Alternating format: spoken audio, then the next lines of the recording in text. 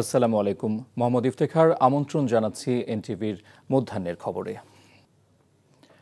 আলোচিত ২১ August grenade হামলা মামলায় যাবজ্জীবন দণ্ডপ্রাপ্ত বিএনপির ভারপ্রাপ্ত চেয়ারম্যান তারেক রহমান ও মৃত্যুদণ্ডপ্রাপ্ত সাবেক স্বরাষ্ট্র প্রতিমন্ত্রী লুৎফুজ্জামান বাবর সহ অন্য আসামিদের খালাসের রায়ের বিরুদ্ধে রাষ্ট্রপক্ষের দায়ের করা আপিলের শুনানি আজ।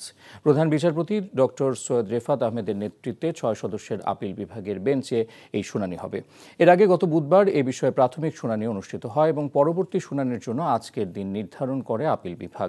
রাষ্ট্রপক্ষে শুনানিতে অংশ নেবেন deputy attorney general barrister Abdullah Al Mahmud Masud. অপরদিকে তারেক রহমান বাবরের পক্ষে শুনানি করবেন অ্যাডভোকেট এস.এম. শাহজাহান ও অ্যাডভোকেট মোহাম্মদ শিশির মনির। ঢাকা বিশ্ববিদ্যালয় কেন্দ্রীয় ছাত্র সংসদ, ডাকসু ও হল সংসদ নির্বাচনের জন্য এরই মধ্যে ছাত্রদল, ছাত্র শিবির, গণতান্ত্রিক ছাত্র সংসদ, বাম ছাত্র সংগঠন সমর্থিত ও স্বতন্ত্র শিক্ষার্থীদের ৯টি প্যানেল মনোনয়নপত্র জমা দিয়েছে। আজ নির্বাচনে অংশ নেওয়া প্রার্থীদের প্রাথমিক তালিকা প্রকাশ করবে বিশ্ববিদ্যালয় প্রশাসন। এসব বিষয়ে আরও জানাতে ঢাকা বিশ্ববিদ্যালয় ক্যাম্পাসে আছেন স্টাফ করেসপন্ডেন্ট নূর হোসেন। সরাসরি যাচ্ছি তার কাছে। নূর, ছাত্র সংগঠনগুলোর কর্মতৎপরতা ও ক্যাম্পাসের পরিবেশ কেমন দেখছেন?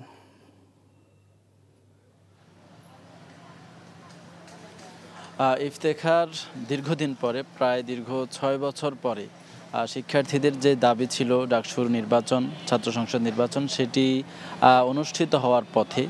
এরই মধ্যে প্যানেল ঘোষণা থেকে শুরু করে মনোনয়নপত্র গ্রহণ এবং মনোনয়নপত্র জমা দেওয়ার কাজ শেষ হয়েছে এবং এই সব কিছুকে কেন্দ্র করে বিশ্ববিদ্যালয়ের অভ্যন্তরে এক ধরনের উৎসব মুখর পরিবেশ, এক ধরনের আনন্দ, এক ধরনের আমেজ আমরা দেখতে পাচ্ছি। শিক্ষার্থীরা তাদের পছন্দের প্রার্থী, তাদের পছন্দের নেতা নির্বাচন করার জন্য বসে আছেন। তারা বলছেন যে তারা অত্যন্ত সুষ্ঠু পরিবেশে ভোট দিয়ে তাদের যে প্রতিনিধি সে নির্বাচন তারা করতে চান এবং একই সঙ্গে তাদের দাবি হচ্ছে যে ছাত্র সংসদ নির্বাচন, ডাকসু নির্বাচন, যেটি ক্যালেন্ডারের বিশ্ববিদ্যালয়ের যে একাডেমিক ক্যালেন্ডার আছে সেই একাডেমিক ক্যালেন্ডারের অভ্যন্তরে নিয়ে এসে প্রতি বছর যাতে নির্বাচনটি হয় সেই দাবিও আসলে বিশ্ববিদ্যালয়ের যারা সাধারণ শিক্ষার্থী রয়েছেন তারা জানাচ্ছেন। আজকে বিশ্ববিদ্যালয় প্রশাসনের পক্ষ থেকে যেটি হবে, নির্বাচন কমিশনের তরফ থেকে গতকাল পর্যন্ত যারা মনোনয়নপত্র জমা দিয়েছেন তাদের মধ্য থেকে বাছাই করে আজকে প্রাথমিক একটি তালিকা প্রকাশ করা হবে। সেটি ১টার মধ্যেই প্রকাশ করবার কথা রয়েছে এবং এরপরে বিকেল ৫টার দিকে বিশ্ববিদ্যালয়ের যে নির্বাচন চিফ রিটার্নিং কর্মকর্তা রয়েছেন ডাকসুর,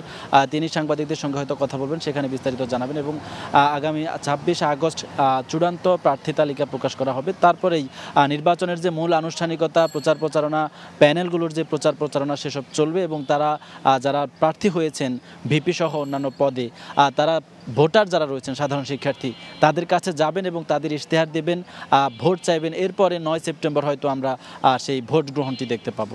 ইফতেখার, জানছিলাম আসন্ন ডাকসু নির্বাচনের খবর।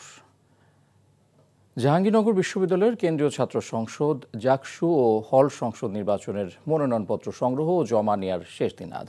সকাল ৯টা থেকে শুরু হয়েছে কার্যক্রম। এদিকে নির্বাচনের নিরাপত্তা নিশ্চিতের জন্য সেনা মোতায়েন যে চিঠি পাঠিয়েছে নির্বাচন কমিশন। বিশ্ববিদ্যালয়ের প্রক্টর ও নির্বাচন কমিশনের সদস্য সচিব এ.কে.এম. রাশিদুল আলম জানান, নির্বাচনের দিন, এর আগের দিন ও পরের দিন সেনা মোতায়েনের জন্য সেনা প্রধানের কাছে চিঠি পাঠানো হয়েছে।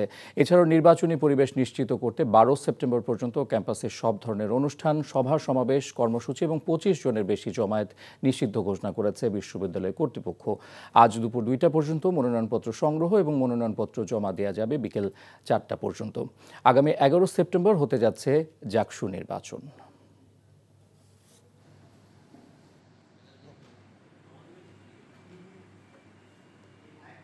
নির্বাচন কমিশন যদি সেনাবাহিনীর উপস্থিতি আমাদের ক্যাম্পাসে, বিশেষ করে ইলেকশনকালীন সময়ে ৩টি দিন যদি উপস্থিত থাকেন, তাহলে সেটি আমাদের জন্য স্ট্রাইকিং ফোর্স হিসেবে কাজ করবে এবং বহুল কাঙ্ক্ষিত ৩৩ বছর পরে যে নির্বাচন অনুষ্ঠিত হচ্ছে সেই নির্বাচনটি আমরা সকল শিক্ষার্থীদের সহযোগিতায় সুসম্পন্ন করতে পারব।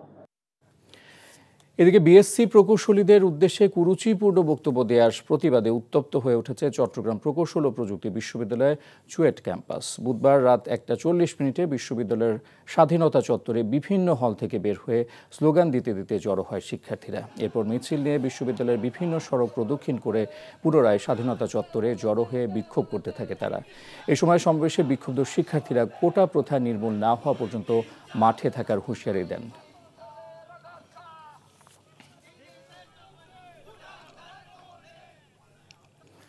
বাগেরহাটের 4টি সংসদীয় আসনের মধ্যে একটি বিলুপ্তি ও আরেকটি আসন বিভাজনের প্রতিবাদে সর্বাত্মক সর্বদলীয় অবরোধ কর্মসূচি পালিত হচ্ছে।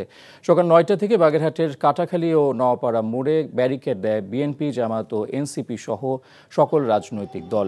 এতে অংশ নিয়েছেন বাগেরহাট সহ মোংলা, রামপালের সাধারণ মানুষও। সকাল 9টা থেকে শুরু হওয়া এই অবরোধ কর্মসূচি চলবে দুপুর 1টা পর্যন্ত। অবরোধের ফলে মোংলা, খুলনা, ঢাকা ও বাগেরহাট মাওয়া ঢাকা মহাসড়কে যান চলাচল সম্পূর্ণ বন্ধ রয়েছে। এতে রাস্তা জুড়ে দীর্ঘ হচ্ছে যানবাহনের লাইন। দর্শক, ঘটনাস্থলে আছেন মোংলার স্টাফ করেসপন্ডেন্ট আবু হোসেন সুমন। সরাসরি চলে যাচ্ছি তার কাছে। সুমন, ঢাকা ও বাগেরহাট মহাসড়ক অবরোধের ফলে যানবাহনের কি অবস্থা দেখছেন?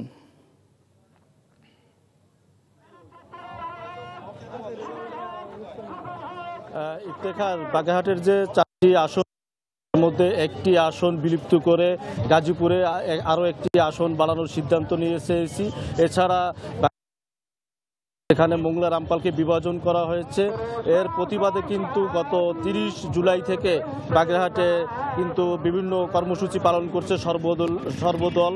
এখানে কিন্তু জামাত, বিএনপি, এনসিপি সহ যত রাজনৈতিক দল রয়েছে তারা কিন্তু ঐক্যমত হয়ে কিন্তু এই কর্মসূচি পালন করছে। বাগেরহাটবাসীর একটাই দাবি যে কোনোভাবেই এখানকার যে একটি আসন বিলুপ্ত করা হয়েছে এটা তারা মেনে নিবে না, এটা পুনর্বহাল করতে হবে। আর যেটি বিভাজন করা হয়েছে সেটিও পুনর্বহাল করতে হবে। এই দাবিতে কিন্তু এই যে বাগেরহাটের কাটাখালী এবং নোয়াপাড়ার যে মোড় রয়েছে এই মোড়ে কিন্তু বিএনপি, জামাত, এনসিপি সর্বদলীয় নেতাকর্মীরা অবস্থান নিয়ে সড়ক অবরোধ করেছেন এবং এতে কিন্তু সড়কের দুপাশে শত শত গাড়ি কিন্তু এই যে যানজটের সৃষ্টি হয়েছে। এবং এই ইস্যুতে কিন্তু রবিবারও সারাদিন অবরোধ কর্মসূচি রয়েছে। এই অবরোধ কর্মসূচি থেকে আরও লাগাতার কর্মসূচি পালনের কথা জানিয়েছেন এখানকার যারা আন্দোলনে রয়েছে নেতাকর্মীরা। এবং মোংলা বন্দর অঞ্চল সহ এই দক্ষিণ অঞ্চল বাগেরহাট জেলা সারা দেশের সঙ্গে বিচ্ছিন্ন হয়ে যাবে এই অবরোধের প্রেক্ষিতে। তো এখানে যে কর্মসূচি আজকে চলছে এটি বেলা 1টা পর্যন্ত চলবে এবং পুনরায় রবিবার সারাদিন এই কর্মসূচি থাকবে। ইফতেখার। দর্শক, জানছিলাম অবরোধ কর্মসূচির খবর।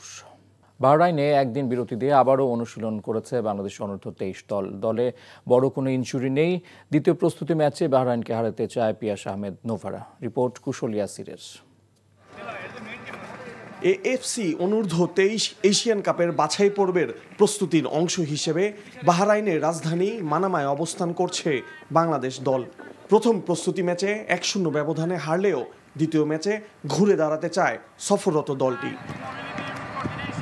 বাহরাইনের শক্তির পাশাপাশি বাংলাদেশের জন্য বড় চ্যালেঞ্জ মধ্যপ্রাচ্যের দেশটির তাপমাত্রা। এখানে অনেক গরমের মধ্যেও আমরা কষ্ট করে যাচ্ছি, তো এটা মনে করতেছে আমাদের জন্য একটা ভালো দিক। কারণ এখানে এএফসিতে আমাদের যেই মানের টিমের সাথে খেলা, তো এই মানের টিমের সাথে আমরা এখানে খেলতে পারতেছি, তো এটা আমাদের জন্য একটা গ্রেট অপরচুনিটি আমি মনে করি। সপ্তাহখানেকের প্রস্তুতি দল হিসেবে খেলতে সহায়তা করবে বিশ্বাস খেলোয়াড়দের। আমাদের নেক্সট ম্যাচে আমরা মানে যেরকম গেম প্ল্যানিং নিয়ে খেলবো বা যেরকম আমাদের গত ম্যাচে ভুল টুটি ছিল আমরা ওইগুলো নিয়ে আজকে কাজ করছি। ইভেন আজকে আমাদের ট্রেনিং সেশনটা অনেক ভালো গেছে, সবাই ঠিকঠাক আছে, সমস্যা নেই।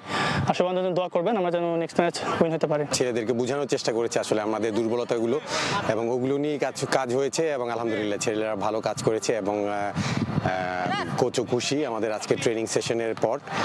ইনশাআল্লাহ সামনের ম্যাচগুলোতে আমরা আরও ভালো করব। আগামী 26 আগস্ট পর্যন্ত বাহরাইন থাকবে বাংলাদেশ। সেখান থেকেই দেশে ফিরে এশিয়ান কাপ বাছাই খেলতে ভিয়েতনামে যাবে বাংলাদেশ দল। Kushal Yasir, NTV sports desk. Cricket top and টি20তে মেলবোর্ন স্টার্সের মুখোমুখি হবে বাংলাদেশ এ দল। ম্যাচটি শুরু হবে আজ বাংলাদেশ সময় বিকেল 3:30টায়। নিজেদের পঞ্চম ম্যাচে জয় নিয়ে টুর্নামেন্টে টিকে থাকতে চায় নুরুল হাসান সোহানরা। তাই ডারউইনের ডিএক্সি অ্যারেনায় 2 পয়েন্ট আদায় মূল লক্ষ্য। এখন পর্যন্ত 4 ম্যাচ খেলে 2টিতে জয় আর বাকি 2 ম্যাচ হেরেছে লাল সবুজ জার্সিধারীরা। 8 নম্বরে থাকা দলটির পয়েন্ট সংখ্যা 4। এই ছিল মধ্যাহ্নের খবরে। এই খবরের ভিডিও সহ আপডেট জানতে ভিজিট করুন এনটিভি অনলাইন www.ntvbd.com। এছাড়াও এনটিভির জনপ্রিয় সব অনুষ্ঠান ও খবরের আপডেট জানতে ভিজিট করুন আমাদের ইউটিউব ও ভেরিফাইড ফেসবুক পেজে। 2টায় দুপুরের খবর দেখার আমন্ত্রণ রইল। ধন্যবাদ সবাই।